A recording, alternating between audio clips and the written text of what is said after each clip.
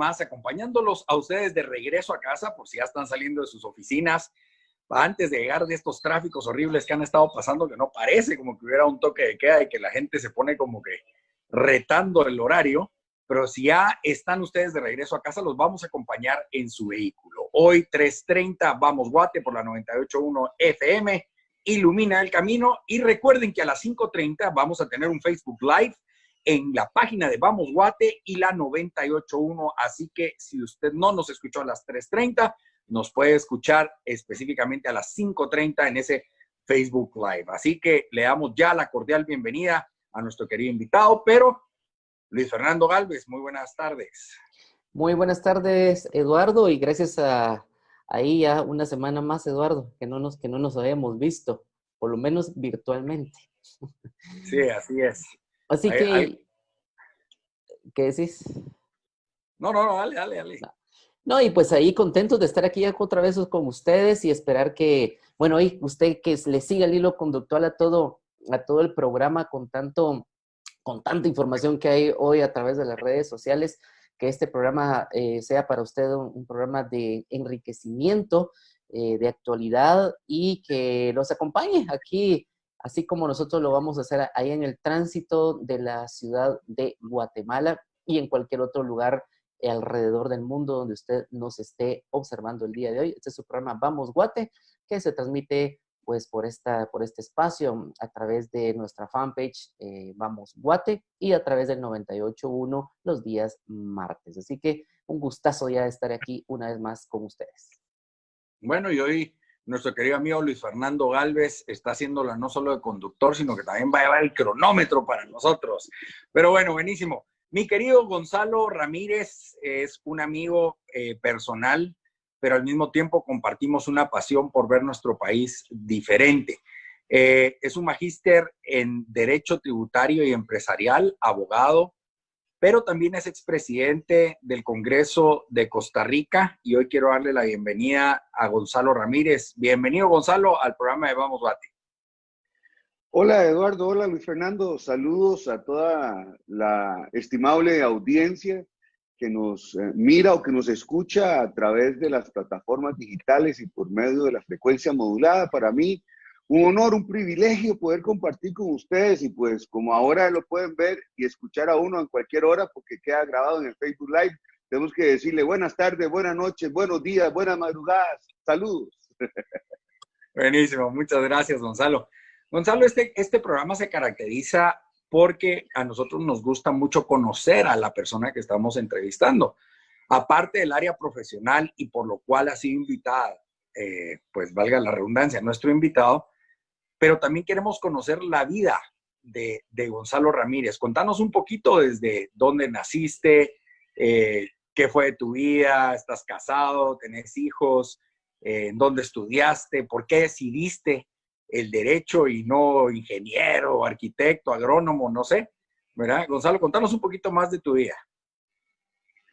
Bueno, yo soy de un pueblo en una ciudad que queda al lado de San José. La ciudad o la provincia se llama Heredia. Recuerden que en Costa Rica tenemos división política con 7 provincias. Una de ellas es Heredia. Yo soy herediano de cepa. Mi mamá y mi papá son de Heredia. Mi mamá más digamos, de la ciudad, y mi papá de un pueblo. En Heredia, que todos los cantones tiene el nombre de un santo: San Joaquín, Santa Bárbara, Santa Lucía. Tiene un nombre de santos. Yo vivo donde se llama San Antonio de Belén. Yo vivo donde se llama San Joaquín de Flores. O bueno, nací ahí, me crié ahí, ahora vivo en San José. Pero soy de cepa ahí desde chiquitillo. Soy producto de la educación pública de mi país. Estudié en la escuela pública, en el colegio público. Por eso es que cuando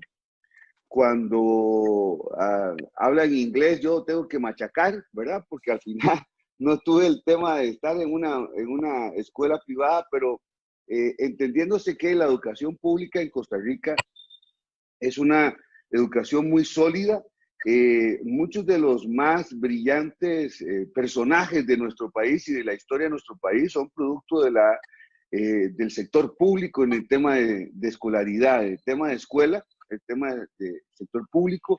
En medio de eso, cuando nos tocaba estar en el colegio, pues me tocaba en algunos momentos defender a mis amigos de algunas, aquí les decimos tortas, no sé cómo se dirá allá, pero de algunas de esas cosas que se hacen en el colegio que no están muy bien. Y entonces nos llamaba el director y yo iba como el defensor de ellos y él me decía, mira, vos sos abogado, vos sos el abogado de esta gente y deberías de estudiar derecho. Y entonces fue cuando empezó a apasionarme el derecho, entendiéndose que en mi familia no había un solo abogado, ¿verdad? Por ejemplo, en la familia de mi mamá casi todos son médicos y en la familia de mi papá había mucho empresario, pero no había a nadie que fuese abogado. Solo tenía un primo que, por cierto, está muy involucrado en temas políticos también, pero todos y cada uno eran otra cosa menos abogados. A mí, como diría un tío mío, aquí en Costa Rica los Gonzalo les dicen chalo, pero en mi familia hay dos, el tío, el hermano de mi mamá y yo. Entonces, como yo me llamo Gonzalo Alberto, ustedes me dijeron Chalobeto, porque a los Albertos les dicen Beto. Entonces me lo juntaron y yo soy el Chalobeto y él es el Chalo. Entonces a mí me dicen Chalobeto. Entonces, mira, aquí está Chalobeto, como es muy bueno con esto y aquello y esto, pero como nadie es perfecto, también es abogado. Y entonces ahí fue donde Dios me dio la oportunidad posterior a estudiar Derecho y empezar a ejercer desde más o menos los 21 años.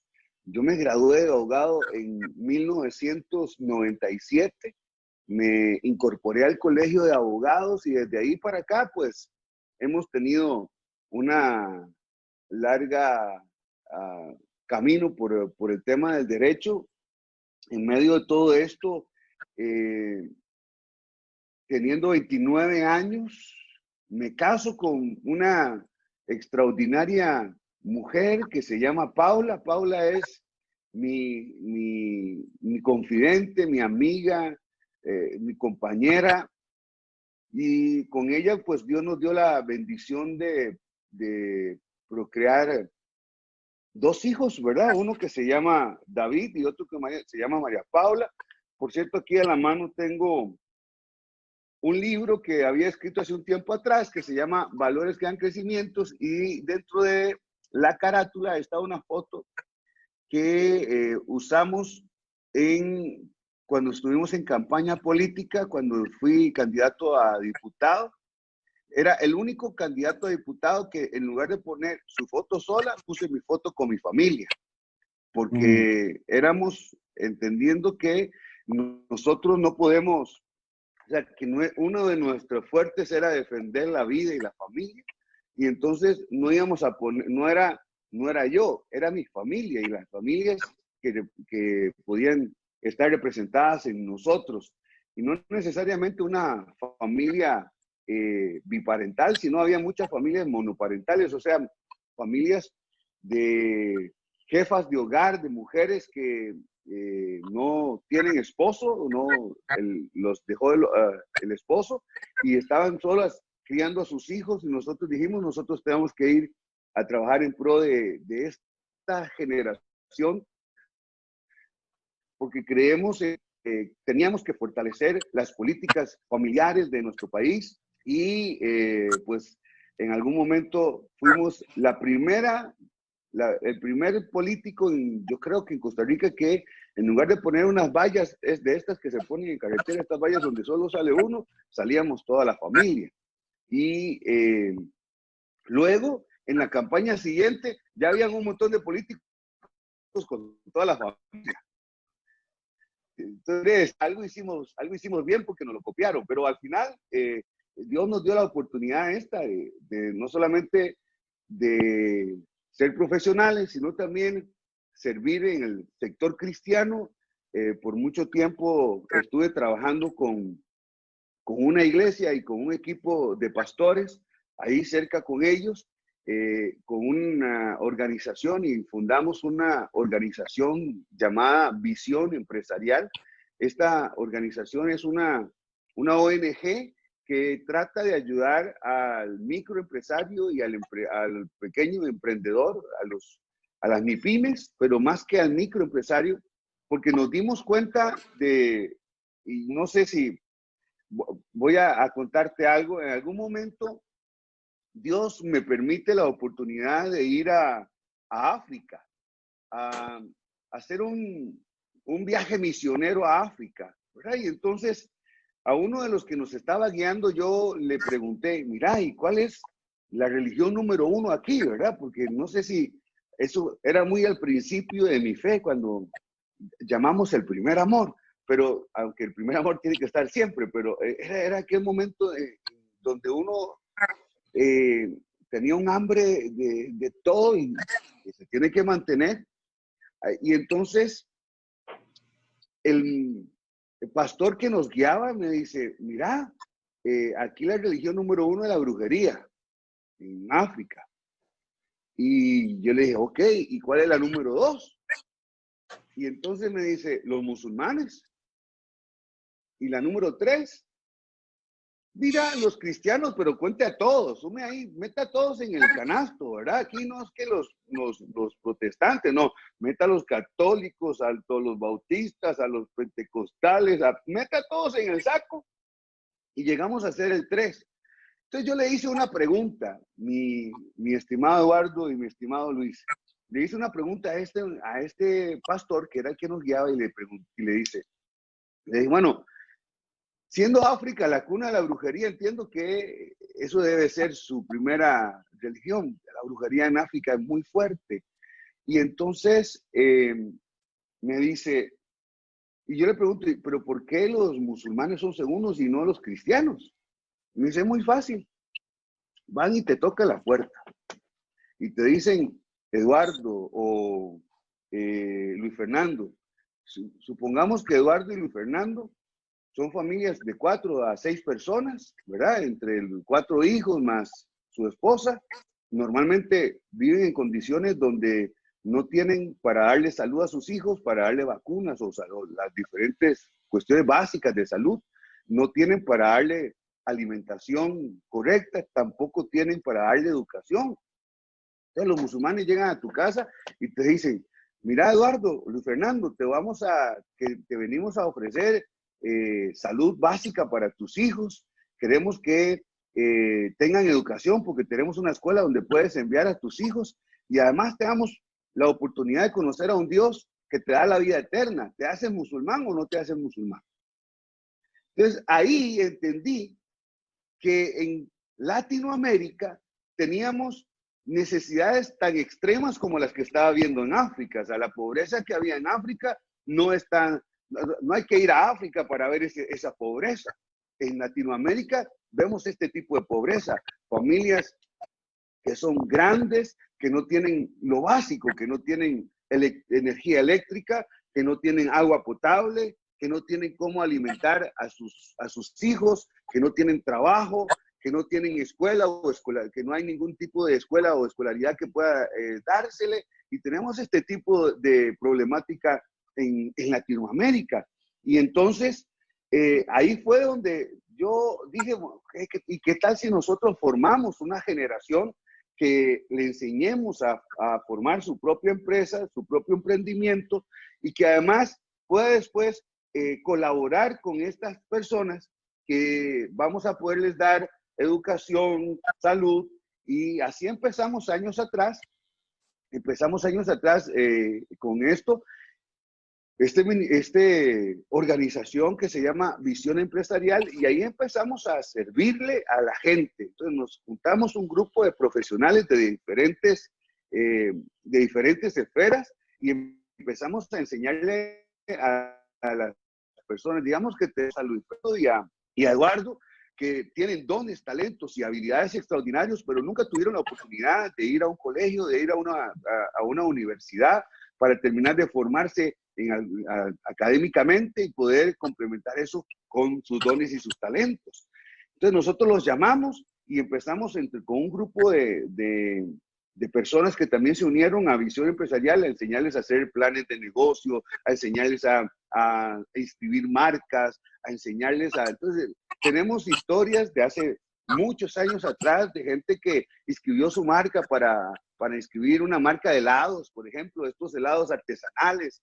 Tuvimos personas que empezaron mueblerías. Hace un tiempo atrás estaba en La Sabana, es un lugar, un parque metropolitano muy abierto, y de vez en cuando ahí se hacen eventos masivos. Bueno, ahora no, pero en aquel momento sí.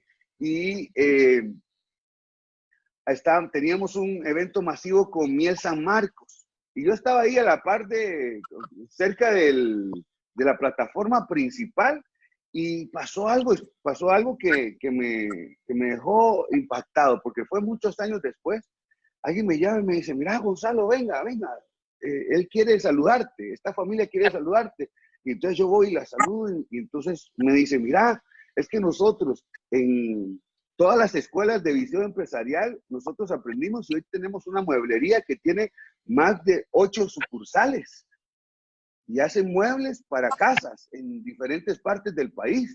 Y se convirtió de tener un pedazo de madera en el garaje de casa a tener una ya pequeña o mediana empresa que hacía muebles de cocina para casas y que tenían, no me acuerdo si eran 7 u 8 sucursales ya en el país. Y me dice, queremos agradecerte porque fue porque usted nos desafió a que fuéramos a tomar ese pedazo de madera y que empezáramos.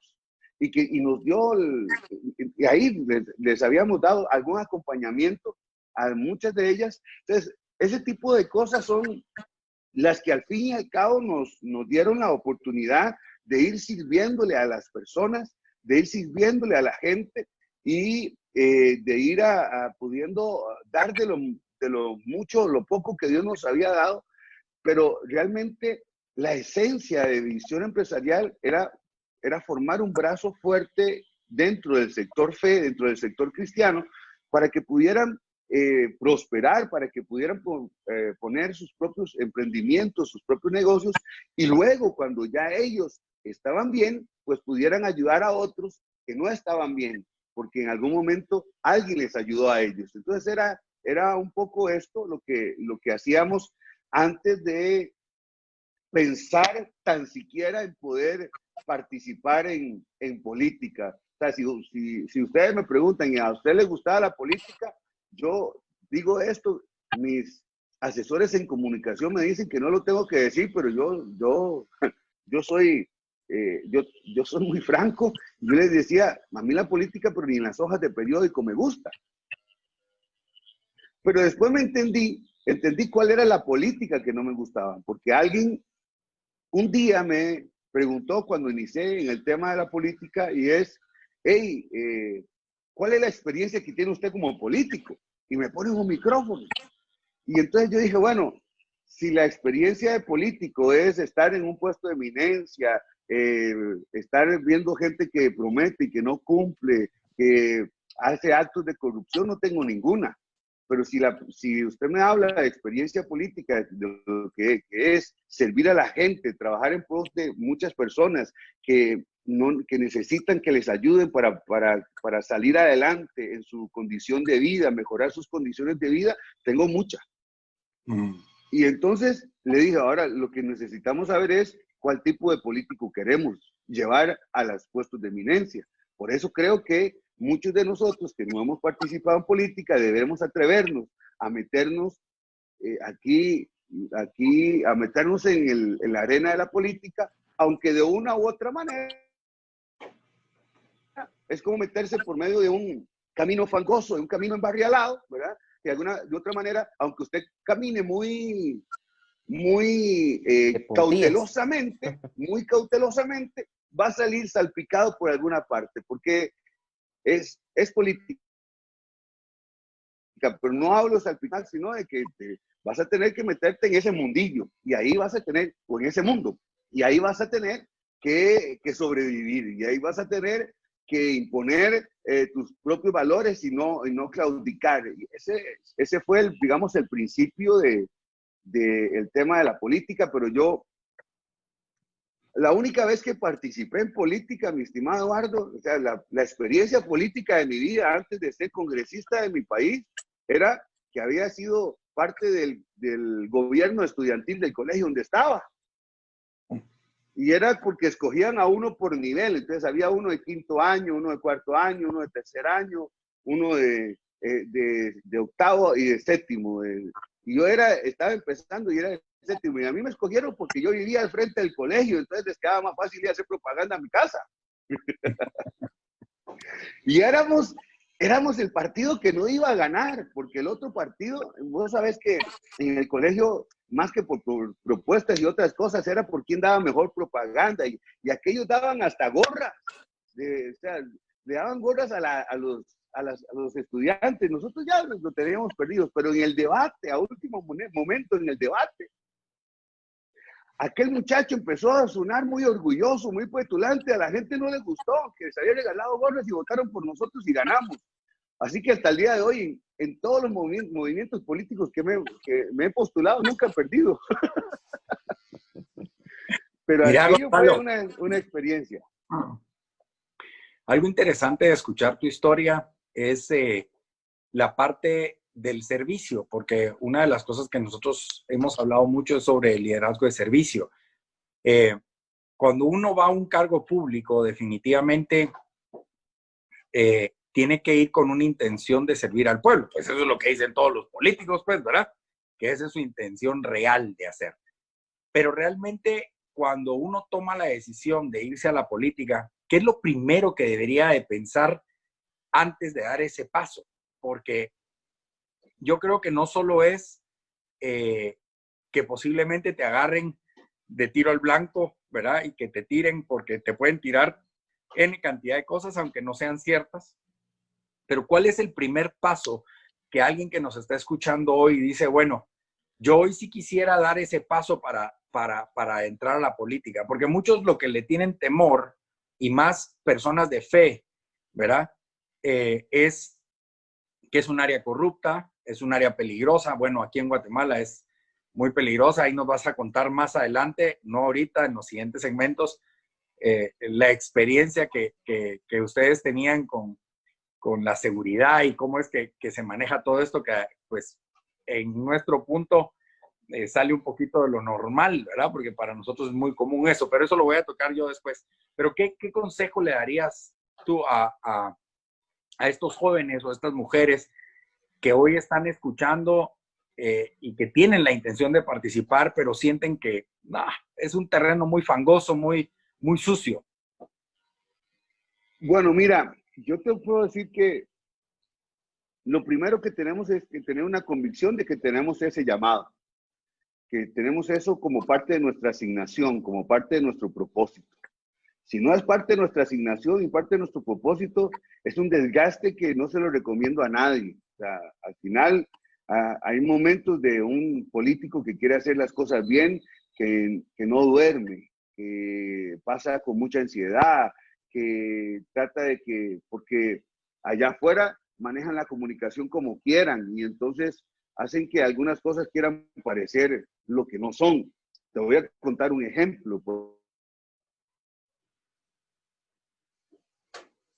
Bueno, ahí creo que tuvimos un pequeño problema de tecnología ahorita en estos momentos, pero para todos aquellos que nos están sintonizando en este momento, quiero comentarles que tenemos a Gonzalo Ramírez. Él es abogado, tiene un magíster en lo que es fiscal y empresarial, pero también es expresidente del Congreso de la República de Costa Rica. Nos ha estado comentando su vida. Creció en una región de Heredia, en Costa Rica. Estudió en una escuela pública, se le brindó la oportunidad de trabajar, de estudiar abogacía, y también nos vino contando un poquito con respecto a cómo es que hay un llamado específico a entrarse en la política de Costa Rica. Entonces, ahí estamos ya listos. Vamos a ver si ahí ya estamos bien. Ahí estamos bien. Ok. Les contaba que tenía un ejemplo de algo que sucedió. Teníamos una amiga de la iglesia que Paula, mi esposa, había estado pues aconsejando en muchas áreas, y ella tiene una empresa de belleza, de estas que hacen uñas y todo este tipo de cosas, y ella iba a ser la primera en el país que iba a tener como un camión donde podía hacer las uñas dentro del camión, o sea, dentro de como los food trucks, pero solo que era para belleza, ¿verdad? Entonces ella podía llegar al frente de la casa de Eduardo y hacerle las uñas a la esposa, y si Eduardo hacía una fiesta y la esposa traía a sus amigas y podían hacer esto. Este era su negocio. Lo hizo y presentó el camión o el carro de primer nivel, o sea, era espectacular, con una excelencia extraordinaria. Lo presentó en el parqueo de un centro comercial. Alrededor del parqueo, o sea, donde estaba parqueado, alrededor de eso, habían unos bares. Cuando yo llego, estaba la policía municipal diciendo que tenía que cerrar el camión porque no tenía permisos, pero estaba en un parqueo privado, porque era el parqueo del centro comercial. Entonces, el esposo de la muchacha que estaba haciendo la inauguración ese día, me llama y me dice, mira, usted que es abogado, ¿no nos puede ayudar? Y yo me fui, ¿verdad? Y entonces le pregunto a los policías, cuéntenos qué es lo que pasó. Mire, que es que tenemos una denuncia, que hay mucha bulla, y esto no pueden hacer porque ustedes no tienen permiso para que tengan, tenía un par de parlantitos y una música y no sé qué. Ah, ok, le digo, pero ustedes no pueden determinar si la bulla es de esos dos parlantes o todos estos bares que hay en el centro comercial que están haciendo bulla. Sí, pero es que la denuncia es por ellos. Ok, le dije, bueno, entonces vamos a pagar la música para que no tengan bulla. Porque pues sí, la música de los bares daba para que llegara a donde estaba entonces no era que se iba a quedar sin música. Y entonces dice, bueno, entonces ahora también tienen que cerrar el carro, el camión. Y yo le dije, ¿pero por qué? Si estamos en un parqueo privado y yo le abro mi carro a quien yo quiera y dejo que entre a mi carro cualquier persona porque es mío y es mi propiedad privada. No, mire, que no sé qué. Bueno, para no cansarte con el cuento, al otro día sale una noticia en diferentes periódicos del país que decía, diputado cristiano y vicealcaldesa de San José con problemas en las afueras de un bar con la policía municipal. Claro, vamos a aclarar uno para que la audiencia sepa. Paula, la esposa de Gonzalo, es vicealcaldesa de la ciudad de San José, Costa Rica, y este año fue reelecta nuevamente con el partido que milita. Nuevamente ha sido reelecto toda la planilla dentro de la municipalidad de San José de Costa Rica. Pero bueno, ahorita vamos a continuar con esta entrevista. Gonzalo Ramírez, desde Costa Rica. Luis Fernando Galvez, que está ahí con nosotros también, aquí en su programa. Recordamos que usted nos puede sintonizar hoy a las 5:30 en un Facebook Live en la página de Vamos Guate o de la 98.1 FM. Usted nos puede ver ahí en el Facebook Live. Y ahorita que usted nos escucha, 3:30 en la 98.1 FM Ilumina el Camino. Vamos a escuchar estos mensajes y enseguida regresamos. Nuestra confianza no debe estar en las cosas terrenales. Hay un solo Dios digno de adorar. Ante Él podemos llevar nuestros temores porque, pues tu reino es un reino eterno. Gobiernas de generación en generación. El Señor siempre cumple sus promesas. Es bondadoso en todo lo que hace. Salmos 145:13. Vaya con Dios. En el pasado se vivieron catástrofes, pandemias y desastres que han quedado registrados. Actualmente hay incertidumbre ante el COVID-19. ¿En dónde está fundamentada nuestra vida? De la crisis a la esperanza en 10 días. coronavirus y Cristo. 6 horas de lunes a viernes en Canal Antigua. Bueno, ya estamos aquí de regreso en su programa de Vamos Guate. Estamos muy contentos. Tenemos un invitado especial el día de hoy, Gonzalo Ramírez, desde Costa Rica, abogado, experto en el área de fiscal y empresarial, pero sobre todo es expresidente del Congreso de la República costarricense y además es un hombre de fe que maneja principios, maneja valores, pro vida. Pero lo más importante de esta entrevista de hoy es donde ya nos ha contado bastante de su historia, de cómo inicia, y antes de irnos a este corte, nos hacía una reflexión de cómo estás en el ojo del huracán, en el momento que pasó a lanzarte a la política. Y cabalmente él ponía el ejemplo de cómo él van a ayudar a una persona a un lugar y la prensa los involucra a él y a su esposa en una situación como que estuvieran en un bar. Pero bueno, esas son cosas que pasan y así es la bendita prensa aquí en la China, en África y en todos lados. Así es como la comunicación se maneja.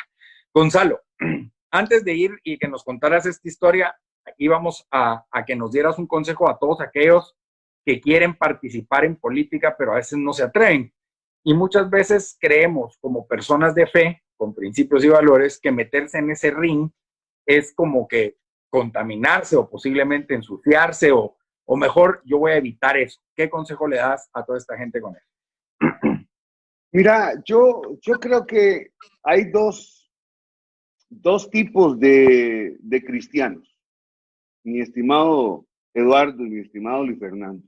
Creo que hay dos tipos de cristianos, unos que se comprometen con el legado para las próximas generaciones y otros que terminan siendo cristianos escapistas, cristianos que no se quieren comprometer y participar en los diferentes escenarios donde la cosa no es tan linda como en la iglesia, ¿verdad? En la iglesia todo el mundo aplaude, en la iglesia todo el mundo canta, en la iglesia todo el mundo te abraza, en la iglesia todo el mundo te bendice. Pero fuera de la iglesia, en algunos escenarios, especialmente todos los que no tienen que ver con iglesia, porque no estoy hablando solamente de política, sino de aquellos emprendedores, aquellas gentes que dicen están soñando con su propio negocio, con su propia empresa, con su propio, no sé, oficina de profesionales liberales. Este tipo de personas al final van a tener que ir a luchar contra todo lo que no pasa en la iglesia, ¿verdad? En la iglesia todo es un abrazo, es una palmada, es una bendición. Y entonces tenemos que entender que lo primero que tengo que saber es si soy un cristiano comprometido o si soy un cristiano escapista, ¿verdad? Y hay demasiados cristianos escapistas. Hay muchos que no quieren asumir responsabilidades. Simplemente lo único que hacemos es lo mismo que hace cualquier otra persona que no tenga los principios judeocristianos, y es señalar, juzgar, criticar, pero no aportamos para que las cosas sean transformadas, no aportamos para que las cosas sean renovadas, no aportamos para que nuestro entorno sea restaurado. Hay un presbítero anglicano inglés que se llama John Stott, y él escribe un libro, mi estimado Eduardo y Fernando, mis estimados, que se llama La fe cristiana frente a los desafíos contemporáneos. Yo tal vez pueda decirles algo de esto, pero les quiero recomendar este libro para que lo puedan buscar a través de la internet o en alguna librería. La fe cristiana frente a los desafíos contemporáneos. Y él en este libro anota algo que yo quiero, que lo menciono en el libro que yo escribí, que es: en demasiados casos los evangélicos hemos sido, o tal vez aún somos, escapistas irresponsables. Escucha eso. Los evangélicos hemos sido, o tal vez aún somos, escapistas irresponsables. Y su posición revela que para los cristianos resulta más cómodo o agradable disfrutar de la comunión de unos con otros dentro de la iglesia y en las actividades congregacionales, que no estoy en contra de las actividades congregacionales, que no estoy en contra de eso, pero no podemos vivir solo de eso. No sé si me estoy escuchando bien porque tengo un... Sí. Nosotros... Ok, listo. Y entonces cuando entendemos esto, lo que entendemos es que antes de servir fuera de ella y tener que afrontar en un medio indiferente, porque cuando vamos allá afuera a ser emprendedores de cualquier cosa, nos afrontamos a lugares de indiferencia, donde la gente no te dice, ahí viene el cristianito, démosle la mano, aquí está, aleluya, qué dicha que vino, ¿verdad? Démosle la palma, que son diferentes y en algún momento hasta hostiles respecto a los valores cristianos. Son lugares que son indiferentes y hostiles respecto a los valores cristianos. Y en definitiva, ante esto, solo hay dos posiciones. ¿Cuáles son las dos posiciones que hay para el cristiano frente al mundo? ¿El escapismo o el compromiso? La pregunta es, ¿te vas a comprometer aunque a donde vayas no sea tan bonito como ir a la iglesia? ¿Ah? El escapismo que plantea Stott no es ni más ni menos que dar la espalda al mundo y rechazarlo. O sea, aquella palabra que dice en la Biblia que nosotros somos la sal y la luz de la tierra, es que es muy fácil ser sal en medio de un almacén de sal. Nosotros tenemos iglesias que son almacenes de sal. Y nuestras sociedades necesitan que los almacenes de sal se vacíen para que esa sal vaya a producir lo que fue llamada a producir, a salar la tierra. Yo algún día, no sé si ustedes se han hecho esta pregunta, pero yo un día me hice la pregunta, ¿y por qué Jesús nos trató como sal? Si yo no sé en Guatemala, pero en Costa Rica, la sal es lo más barato de lo que uno vaya a comprar al supermercado. Es más, yo le pregunto a cualquiera de ustedes dos, ¿cuánto cuesta una libra de sal? Y seguro no saben. Pero sí saben cuánto vale un kilo de carne, porque eso es lo caro. Pero la libra de sal vale, no sé, $2, $3. Eso es casi nada lo que vale. Muy poco vale. Y entonces yo un día me hice la pregunta, ¿y por qué Dios nos llama a nosotros sal?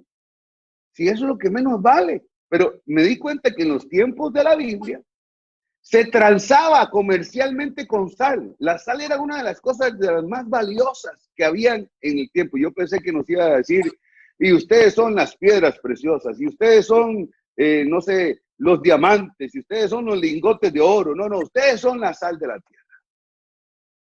Y entonces entendí algunas cosas.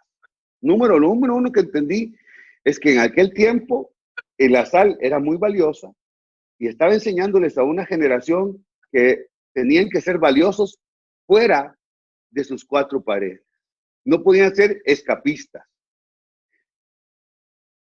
La actitud contraria al compromiso es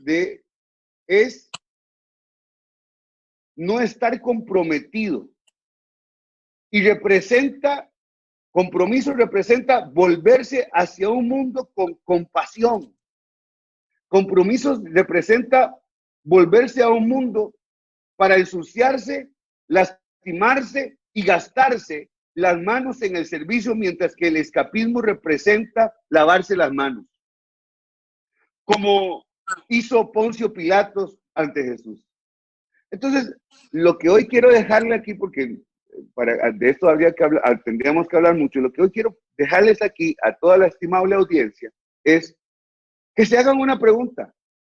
Si se están lavando las manos como Poncio Pilatos con muchas de las cosas que están pasando, no hace falta ni que las que están pasando en televisión, las que están pasando alrededor de su barrio, alrededor de donde usted vive.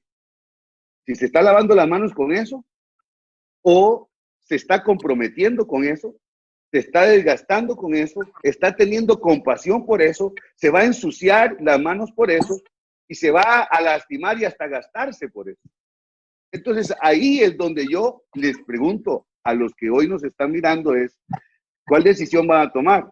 ¿La de ser escapistas o la de ser hombres y mujeres comprometidos y responsables, no irresponsables, no, y responsables con lo que está pasando a su alrededor, tanto de la comunidad como de su provincia o estado o ciudad, como de su nación?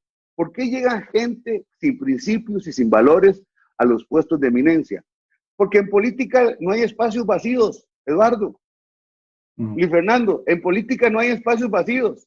Si la silla que quedó vacía ayer, usted no la llenó alguien con principios y valores comprometidos con las próximas generaciones, la llenará otro comprometido con los antivalores, con hacer cosas que no son correctas. Y entonces le cedimos ese espacio a una generación de personas que no son las que deberían de estar en los puestos políticos. Por eso es que ahora, o en los puestos de eminencia, por eso es que ahora decimos que la política es igual a corrupción. Bueno, es que un día lo dejamos que gente con antivalores llenara esos lugares, porque los que teníamos, la gente que tenía que llenarlo, que tenía valores, que tenía principios, que estaban comprometidos con las próximas generaciones, se escaparon, hicieron esto.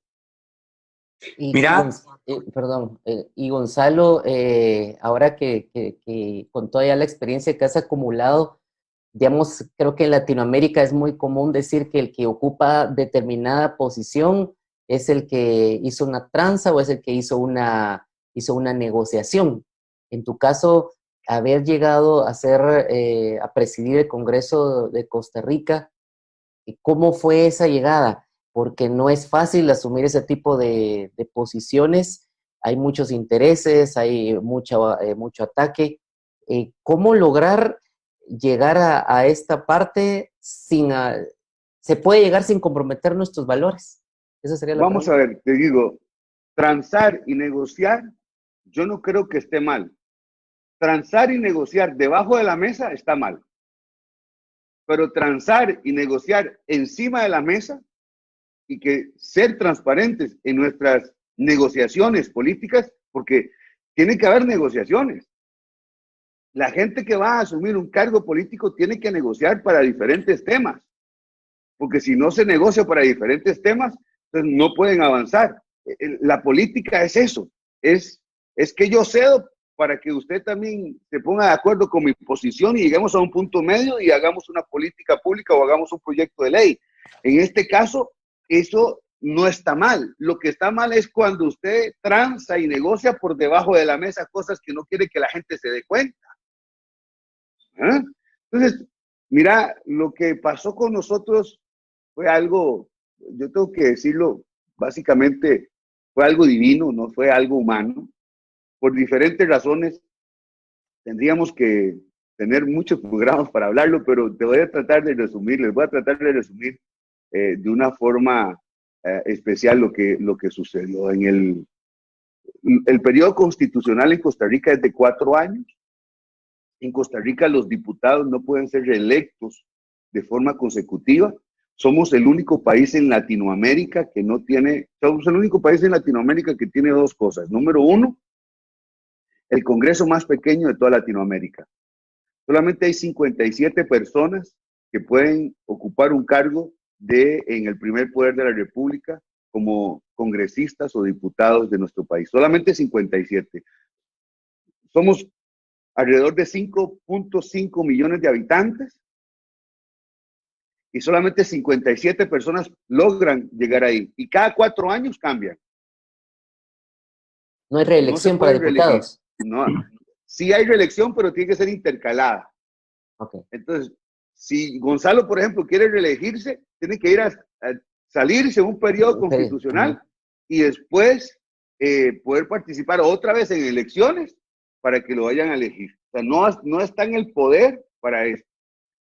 Para algunos es bueno, para otros no tan bueno. Yo creo que deberíamos de pensar en Costa Rica que haya una reelección por lo menos de un par de ocasiones y que ya se termine, que no haya más. Pero porque cada 4 años normalmente tenemos novatos haciendo leyes. Entonces los que terminan haciendo leyes son los asesores de los diputados. Pero eso es otro tema.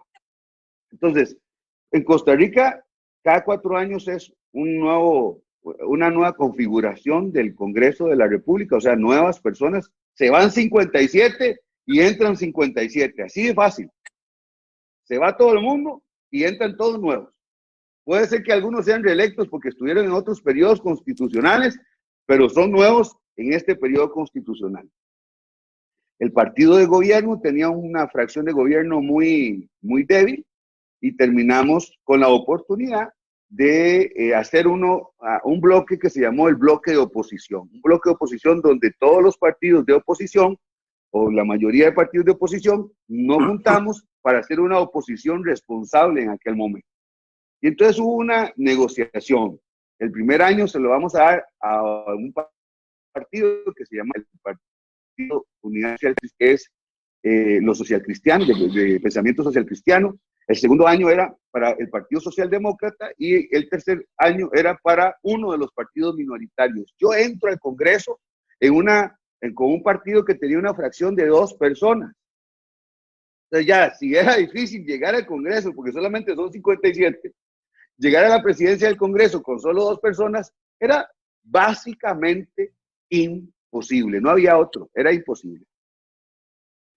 Pero en medio de todo esto, tuvimos la oportunidad de hacer este bloque de oposición y también hicimos algo que llamamos en Costa Rica el bloque cristiano. Habíamos 4 diputados de 3 partidos diferentes que confesábamos la fe cristiana, que veníamos naturalmente del sector evangélico, y nos juntamos, hicimos un bloque y empezamos a tener, digamos, que un poco más de fuerza a la hora de ir a negociar, porque ya no era 1 ni 2, sino que éramos 4.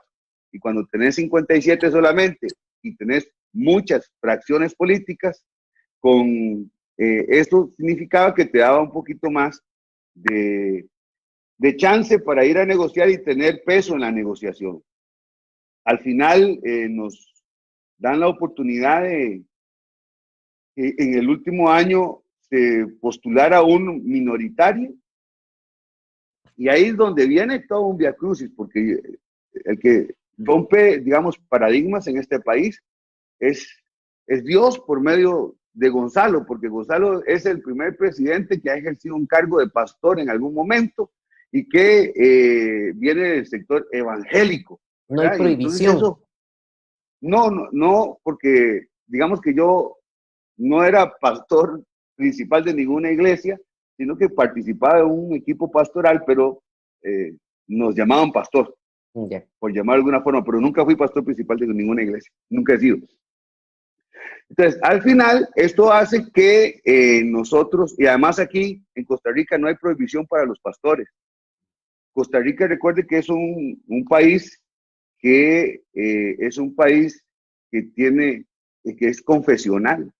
Nuestra religión oficial es uno de los países en Latinoamérica, pocos países en Latinoamérica que somos confesionales. Nuestra religión oficial es la religión católica y los únicos que tienen prohibición para participar en política son los ministros del sector católico, los protestantes no. Porque cuando en la constitución política se instauró esa prohibición, no había protestantismo en Costa Rica. No era muy... apenas estábamos ni en mantillas.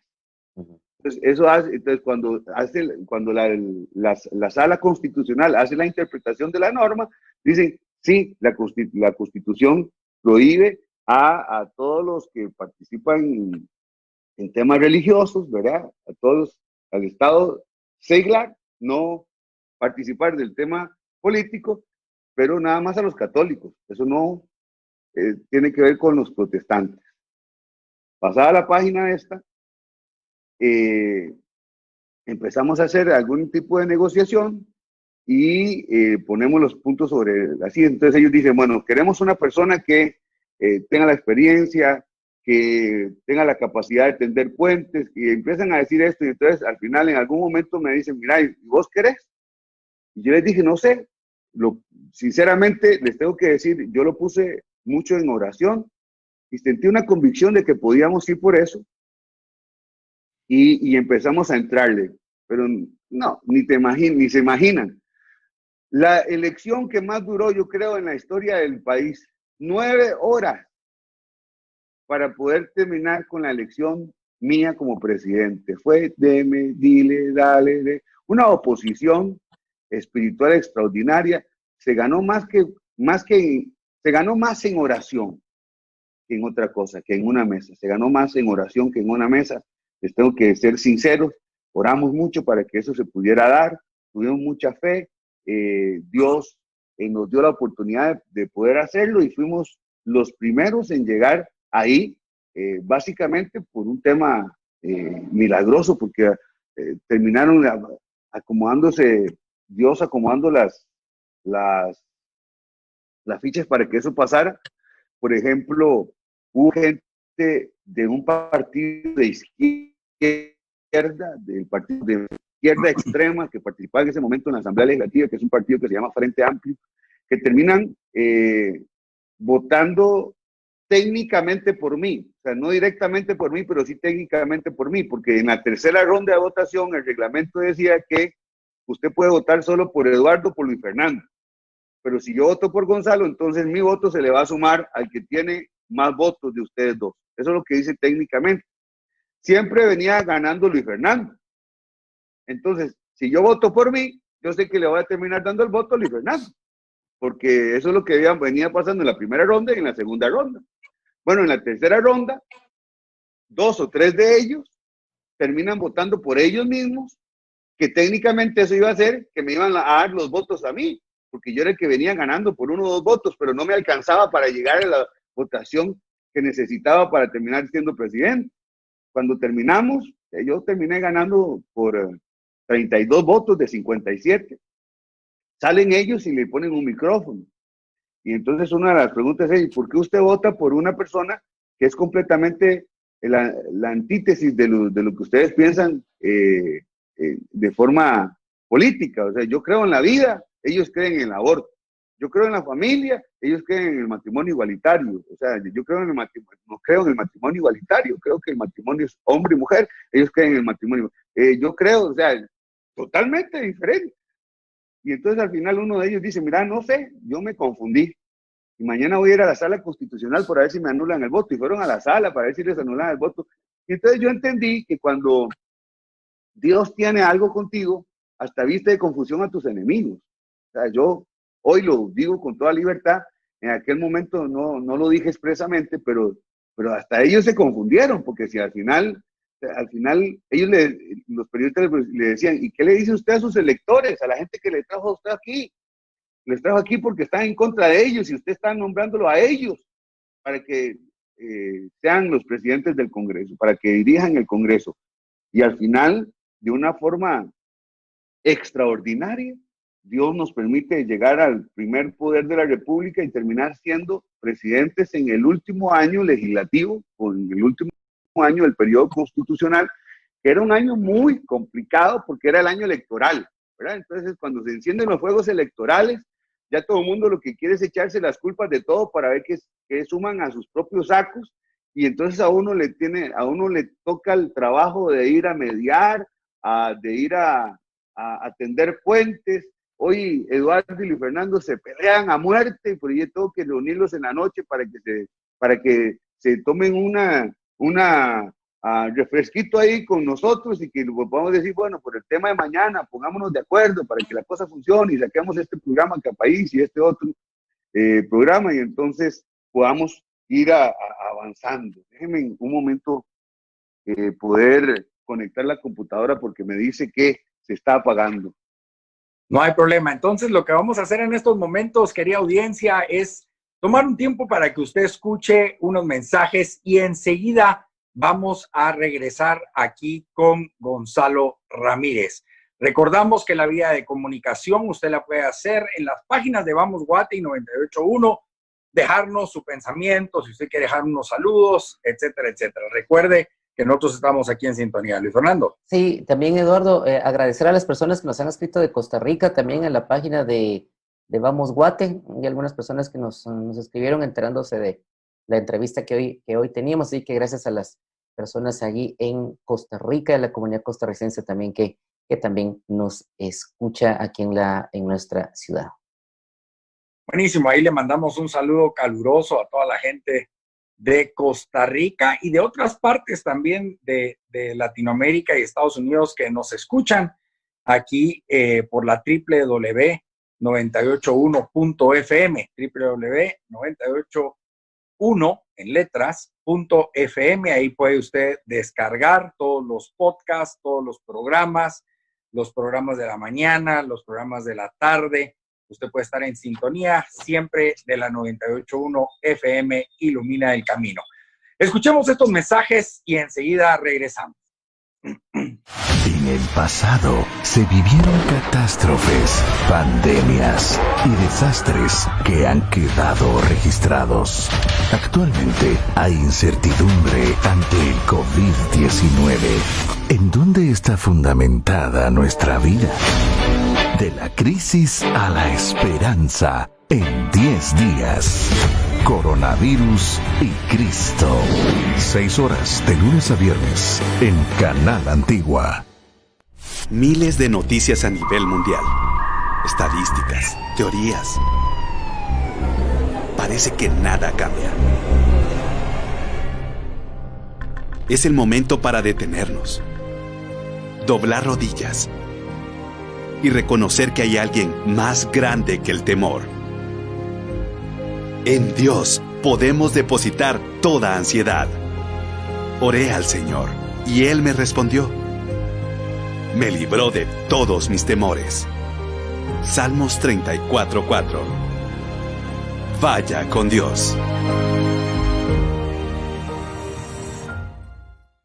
Bueno, querida audiencia, ya estamos aquí de regreso en su programa de Vamos Guate por la 98.1 FM, Ilumina el Camino, acompañándolos a ustedes de regreso antes de que les llegue la hora de toque de queda. También quisiéramos saber cómo están pasando ustedes esta nueva etapa de vida. Yo creo, Luis, yo no sé qué te está pasando a vos, pero en especial a mí, yo ya estoy creando una rutina de vida en estas condiciones, ¿no? O sea, ya me siento más cómodo con el home office, hemos avanzado muy bien con el equipo. Adicionalmente, ya tenemos una dinámica familiar, la cual ya se está volviendo una rutina. No sé qué va a pasar el día de mañana si se abre todo y me tengo que volver a ir a trabajar, ¿verdad? Pero, ¿cómo has estado vos con respecto a eso? Sí, yo creo que, Eduardo, ya sabemos que esto va a ser así, ¿verdad? Creo que una de las competencias del líder de esta nueva época es la adaptabilidad y tenemos que adaptarnos. Lo que hablábamos antes era, si usted piensa que va a volver como antes, ya no va a volver a ser como antes. O sea, esto nos toca vivir otra vez en un estilo de vida distinto. Es como un reset que le hayan dado a su trabajo. De hecho, Eduardo, por ejemplo, estaba viendo que algunas partes de la industria inmobiliaria hoy están considerando a crear ambientes en la casa, ambientes de oficina también, porque eso no estaba contemplado antes. Los metros cuadrados van a comenzar a reducir en las oficinas. Entonces, el que era muy eficiente trabajando en oficina y luego lo mandan a casa y se desconcentra y se vuelve ineficiente, hoy tiene que comenzar a ser productivo y dar resultados también a distancia. Entonces, creo que esa es una de las competencias que debemos de comenzar a desarrollar, la competencia de dar resultados, porque ya ese monitoreo de jefe y de colaborador ya no va a estar. Y si usted es emprendedor, usted es empresario, pues obviamente también le va a tocar reinventarse, ¿verdad? Así que la adaptación, Eduardo, creo que el hecho de saber que nadie le está vigilando para que entre a una hora o que usted coloque la huella en algún lugar, ya en muchos lugares ya no lo tienen ahorita. Así que es la autodisciplina y creo que tal vez eso es lo que más cuesta, Eduardo. A mí en mi caso me está costando esa autodisciplina, pero ya con tantos días creo que ya hay que aprender a vivir en esta nueva forma. Bueno, con nosotros está también Gonzalo Ramírez. Él es abogado, expresidente del Congreso de la República de Costa Rica, pero hay una dinámica interesante porque ustedes con tu esposa Paula entran al ring político casi en el mismo tiempo. O sea, no es que tú hayas participado antes y 7 años después llegó tu esposa, sino que ambos entraron casi en el mismo tiempo. Es un llamado en conjunto que hizo Dios a sus vidas para servir a los costarricenses. Gonzalo, contanos un poquito de eso. Bueno, básicamente fue 2 años después de que yo entré, te voy a decir, tres o cuatro partidos políticos diferentes vinieron a buscar a mi esposa para que les acompañara en una fórmula. En Costa Rica les decía que nuestra división política o territorial es provincias. Tenemos 7 provincias y tenemos 82 cantones, que son donde están los gobiernos locales. Los gobiernos locales o los alcaldes gobiernan cada uno de estos 82 cantones. Venía la elección de alcaldes, que no es en el mismo momento que la elección de presidentes y vicepresidentes y diputados, sino que la elección de alcaldes y todos los que participan en los gobiernos locales son intercalados 2 años. A mi esposa la vienen y la buscan, no me acuerdo si eran 3 o 4 partidos políticos, y ella me dice, mira, yo no sé qué hacer. Ella es comunicadora, es periodista de profesión y además es educadora. Estaba ya trabajando con algún tema de comunicación en política, pero no necesariamente en las lides de la arena político-electoral.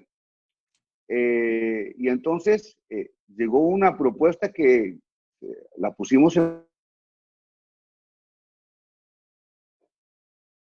Creo que se nos frizó un poquito la imagen ahí, Eduardo, con... Y entonces, en aquel momento un partido cantonal, se juntaron varios partidos políticos, se hizo una gran coalición y mi esposa participó como parte de esa coalición en una fórmula que se dio en el 2016. En el 2016 ella empezó a trabajar en la vicealcaldía de San José, que es nuestra capital, y encargada en mucho, dentro de muchas cosas, en mucho de lo que se encarga es del tema social, de temas de mujeres jefas de hogar, habitantes de calle, niños en abandono,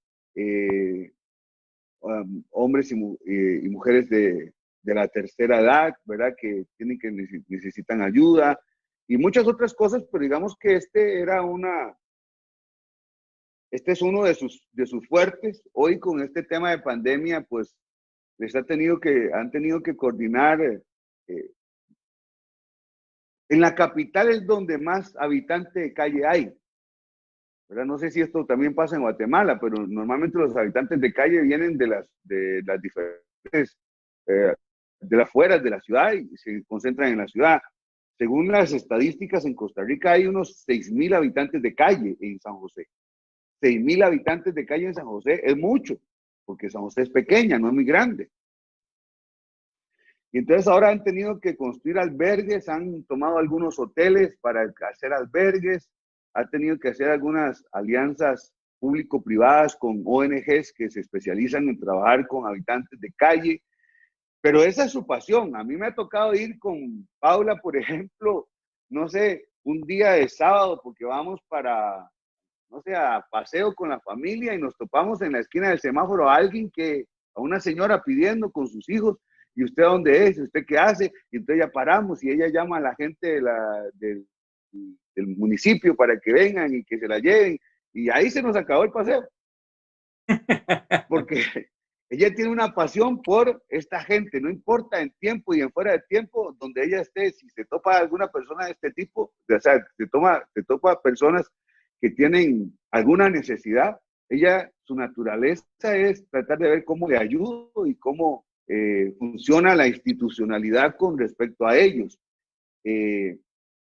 Hoy está o fue reelecta ahora en febrero. Primer domingo de febrero fueron otra vez las elecciones municipales en este país.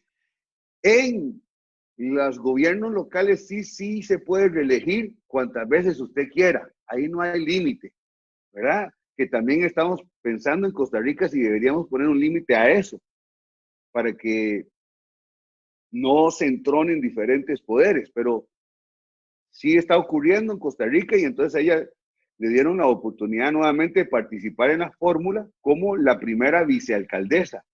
La fórmula, digamos, para cada alcaldía en Costa Rica es alcalde y 2 vicealcaldes. Si el alcalde es hombre, la primera vicealcaldesa tiene que ser mujer. Si la alcaldesa es mujer, la primera vicealcaldía tiene que ser hombre para que haya ahí un tema de equidad de género. Interesante. Luis, ¿tenías una pregunta? Sí, Gonzalo, en esta parte coyuntural que estamos atravesando, en el caso de Costa Rica, es uno de los países que a nivel de la región centroamericana, por lo menos desde acá donde lo vemos, creo que es el país que mejor está manejando, uno de los países que mejor está manejando el tema de la pandemia, el confinamiento. Creo que al día de hoy creo que eran aproximadamente 800 y pico de casos que estaban llevando, y de hecho estaba revisando una serie ya de medidas de abrir ya el país. Sin embargo, también tienen sus desafíos con el área de Nicaragua. Si pudieras darnos un breve análisis de cómo están manejando la situación en Costa Rica y qué buenas prácticas están llevando, porque creo que sí están haciendo algunas cosas muy interesantes para la región. Bueno, yo creo que Costa Rica hoy ha estado usufructuando de varias cosas. Número uno, de una seguridad social que data desde muchos años atrás. La seguridad social de este país no se construyó para esta pandemia. La seguridad social de este país se viene construyendo de años atrás, de décadas, constituye la Caja Costarricense del Seguro Social. Entonces, tenemos una seguridad social muy sólida. Le invertimos alrededor del 6% del PIB desde hace décadas a la seguridad social de este país. La salud en este país no es gratis, las pagamos todos los trabajadores. Todos los trabajadores tenemos que pagar seguridad social, y eso significa que le damos salud a todos. Tenemos alrededor de 7 hospitales tipo A, que son hospitales del más alto nivel, pero además debajo de eso hay toda una red de lo que llamamos en Costa Rica EVAIS, que hay pequeños centros de salud casi que en todo Costa Rica. Estamos usufructuando de esto. Lo segundo es que a los costarricenses, en su gran mayoría, usted le da instrucciones y ellos tratan de seguirlas sin que se nos reprima o se nos trate de reprimir. Como nosotros somos un país que abolió el ejército en el 48, no tenemos la cultura de ejército. Para algunos es una ventaja, para otros es una desventaja, ¿verdad? Porque hay algunas disciplinas y algunas cosas que nos hacen falta por falta de tener esta enseñanza desde hace mucho tiempo, pero al final la realidad es una. Entonces estamos acostumbrados a que por medio de buenas instrucciones, nosotros tenemos, digamos que obedientes a algunas instrucciones, especialmente nuestras autoridades. Y el ministro de Salud es un epidemiólogo, o sea, es especialista en epidemia. Entonces, por esas cosas del destino, nuestro jerarca termina siendo un especialista en este tema, porque pudo ser especialista en cualquier otro, porque simplemente tenía que ser médico, pero nuestro jerarca en el sector salud termina siendo un especialista en este tema. Y sí, hay que reconocer que desde el punto de vista sanitario, nuestro país lo ha hecho de una forma excepcional hasta el día de hoy. Eso puede cambiar mañana, la otra semana, porque algunos que les gusta el fútbol dicen, bueno, estamos empatando el primer tiempo, pero en el segundo tiempo el enemigo es sea, nuestro contrincante es muy, no se ve, se multiplica rápido, corre muy bien, ¿verdad? Entonces empezaron a darle todas unas condiciones de fútbol y dice, si nosotros nos confiamos, nos puede meter una goleada en el segundo tiempo. No es que porque en el primer tiempo lo empatamos, ya tenemos todo resuelto, ¿no? Entonces, todos tenemos la conciencia de que tenemos que seguir cuidándonos. Tratamos de no salir. En Costa Rica no hay toque de queda, por ejemplo. Eso que ustedes tienen allá, nosotros aquí no lo entendemos. Pero sí hay una restricción con lo que llaman en otros países pico y placa. No sé si eso pasa en Guatemala, en Ciudad de Guatemala, que restringen algunas placas de salir algunos días para que no haya tanta congestión vehicular. En Costa Rica estaban restringidas algunas placas algunos días para que en San José, solo en San José, no hubiese tanta congestión vehicular. Bueno, esa restricción la ampliaron para todo el país. Y lo que hicieron es que, digamos, uno antes que no podía ir a San José, que no podía circular en San José con la placa terminada en tal número, entonces no podía circular. Ahora eso lo ampliaron para todo el país y esa es las únicas medidas. Claro, se les están pidiendo a las personas que no salgan, que se laven mucho las manos. Tenemos otra de las condiciones es que casi todas las casas tienen agua potable en Costa Rica y una de las principales armas para contrarrestar el virus es lavarse las manos.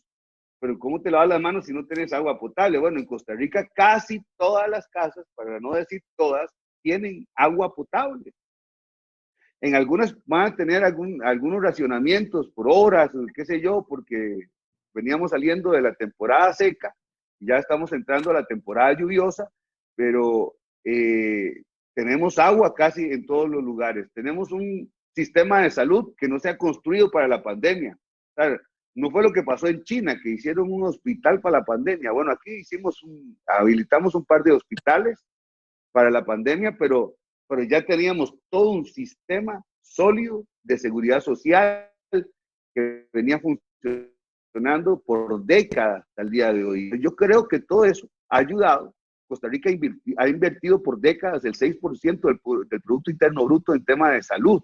Ha invertido el 8% del Producto Interno Bruto en tema de educación. Entonces yo creo que eso nos da algún tipo de ventaja comparativa, pero no da para ganar. Da para empatar el primer tiempo. Y vamos a ver qué pasa en el segundo. Y todos tenemos que estar, porque cuando el tema del coronavirus, cuando se dispara, ya no hay nada que lo controle. Hasta el momento, hasta el día de hoy, nosotros no tenemos contagios masivos, ¿verdad? Todavía los clústeres que tenemos se puede identificar. Si entendemos que Juan está contagiado, podemos saber quién lo contagió todavía. Todavía eso lo que nos dice es que no hay una transmisión comunitaria. No hemos llegado ahí, por eso todavía lo hemos ido controlando un poco más.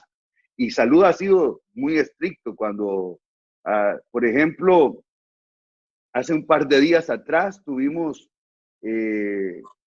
estamos teniendo problemas con algunos hermanos nicaragüenses que se están viniendo de Nicaragua y pasan ilegales por la frontera.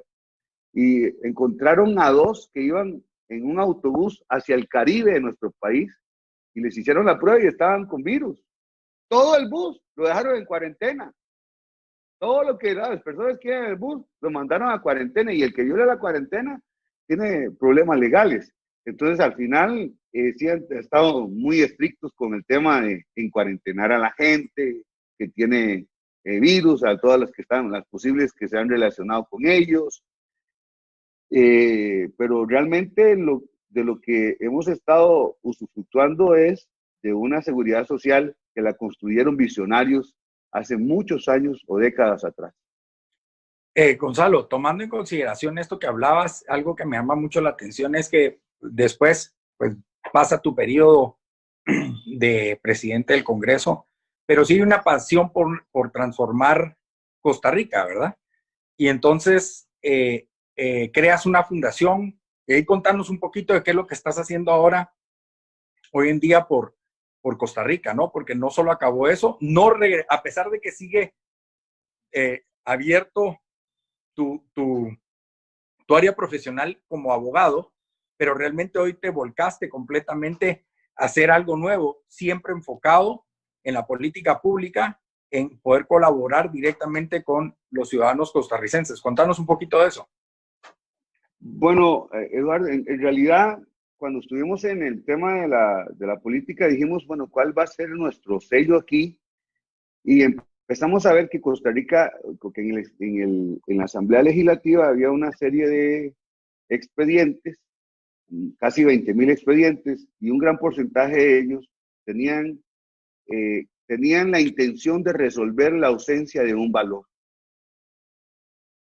Entonces, tratamos de ver qué podíamos aportarle al país para que se pudiera generar un fortalecimiento de valores y principios universales de liderazgo. Nos tocó con un grupo de personas participar con un grupo de contacto para que en algún momento pudiera venir una iniciativa país por parte de John Maxwell a Costa Rica, y fuimos colaboradores de esa iniciativa para que entrara a Costa Rica y se empezara a trabajar un tema de liderazgo y fortalecimiento de habilidades para la vida, o habilidades estratégicas o habilidades blandas en diferentes esferas del país, como colaboradores de una ONG que tiene mucho más personas que colaboran en ella, y nosotros tratamos de aportar ahí nuestro granito de arena, que se llama Mejoremos Costa Rica, que no tiene que ver con absolutamente nada ni político, ni religioso, ni futbolero, como diríamos aquí en Costa Rica, que son los 3 temas tatás, que donde la gente se divide mucho más, sino que lo que trata es de traer un aporte de programas que traen un proceso de transformación en fortalecer el liderazgo y el fortalecer las habilidades para la vida de las personas. Yo soy uno de los creadores de esta fundación. Creo que puedo participar en esto y he dedicado mucho de mi tiempo a conectar la fundación con los diferentes sectores, a ir a tocar puertas y presentar a la fundación, que la fundación presente sus programas y que ellos puedan empezar a hacer programas que traen transformación a la vida de sus colaboradores, a la vida de sus familias, en todos los sectores. Y pues hace un tiempo para acá he estado colaborando con esta fundación, como lo hacemos un grupo grande de personas de diferentes sectores, para que podamos ser esos que en algún momento tenemos conexiones y ayudar a tocar la puerta para que los muchachos de la fundación puedan presentarle a cada organización el programa que hacen y cómo pueden fortalecer a la vida de las personas que están involucradas en esas organizaciones. Hoy es un programa que ha tenido mucho acogimiento en nuestro país y que pues tiene la oportunidad de participar ya por donde han participado ya más de, creo que 75,000 personas. Y eso hace que, pues entonces en nuestro país, desde otro tipo de trinchera, nosotros podamos seguir colaborando a poder seguir sumando y poder entender que eso era cuando hablábamos de política, Eduardo, y de participar en política.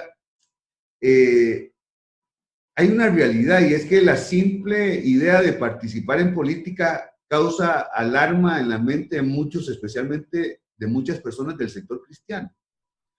Aunque ustedes y yo tenemos que reconocer que ese sector, el sector de la fe, el sector cristiano, siempre ha participado en proyectos humanitarios, siempre ha participado en proyectos comunitarios, siempre ha participado en proyectos de ayuda social, en programas de salud, en programas de educación, entre muchas otras cosas.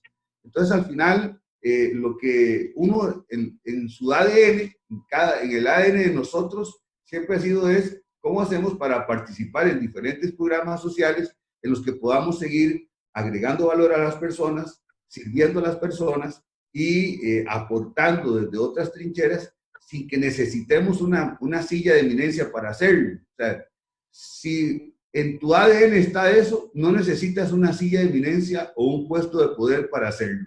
Lo puedes hacer desde cualquier trinchera. Y básicamente creo que ese es la gran solicitud, petición o consejo que yo podría dejarles a todos y cada uno de los que nos están escuchando en esta hora. No esperemos que nos den un tipo de posición para poder servir. No esperemos que nos den un nombre en el uniforme, un grado en el uniforme, un título para poder servir y agregarle valor a las personas. Creo que es tiempo, en medio de esta crisis, de ir a participar en proyectos humanitarios, es tiempo de ir a participar en proyectos comunitarios, es tiempo de unirnos a diferentes iniciativas en los países donde se hace ayudas sociales, programas de salud, educación y muchas otras cosas. Hoy nosotros de una forma no tan directa, pero sí participativa, intencional, estamos tratando de ayudar a una iniciativa en el país que está tratando de llevarle comida a muchas personas que hoy en Costa Rica se quedaron desempleadas. Recuerde que Costa Rica vive y ha vivido en los últimos años del sector turismo, o sea, de lo que producimos por los turistas. Hoy el sector turismo en Costa Rica tiene temporada cero, le llaman la temporada cero. Los hoteles están cerrados, los aeropuertos están cerrados, nuestras fronteras están cerradas. No podemos hacer ni turismo nacional porque las playas y las montañas están cerrados. Los parques nacionales donde se puede hacer turismo están cerrados por una orden del Ministerio de Salud. Entonces, todo lo que vivía del turismo, tanto directo como indirecto, hoy está sin trabajo.